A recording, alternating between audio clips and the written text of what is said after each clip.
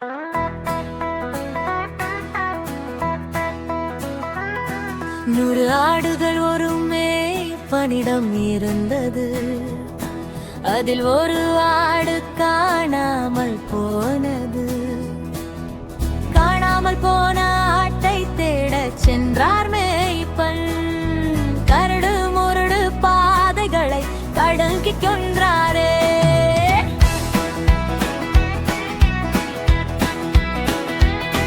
முள் புதரில் சிக்கிக் கொண்ட ஆடு மே மே மே என்று சத்தம் போட்டது.